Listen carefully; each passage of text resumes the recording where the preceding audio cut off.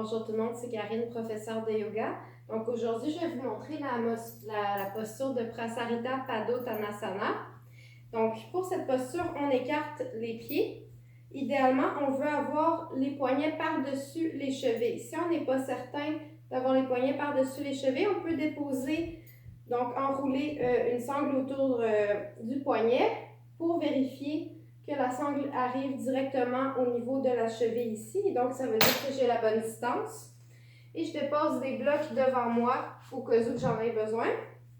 Donc, je vais me replacer comme ça pour que vous voyez mieux. Donc ici, les orteils sont rentrés un petit peu vers l'intérieur, comme si j'avais des petits pieds gênés. Les pieds sont parallèles l'un par rapport à l'autre.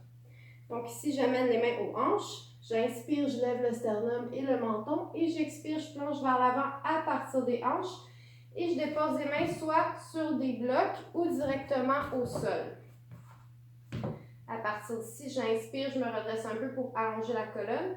Et j'expire, je me redépose dans la posture. Je m'assure d'avoir les poignets sous les épaules et de ne pas être trop avancé ou trop reculé ici au niveau des hanches et des fessiers.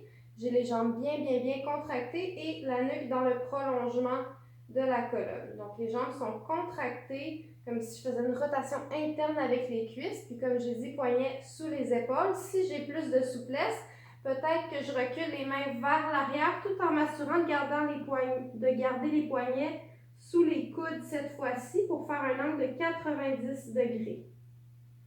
Je laisse aller la nuque vers l'avant, toujours dans le prolongement de la colonne.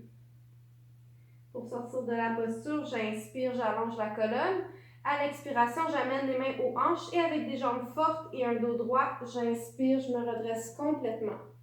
Ensuite, je lève les deux mains à la hauteur des épaules, je plie les genoux et avec ou sans saut, j'amène les mains et les pieds ensemble. Donc, je peux faire des essuie-glaces avec les pieds ou sauter les deux pieds ensemble en prenant soin de sauter les deux pieds en même temps, de mettre autant de force dans les deux pieds.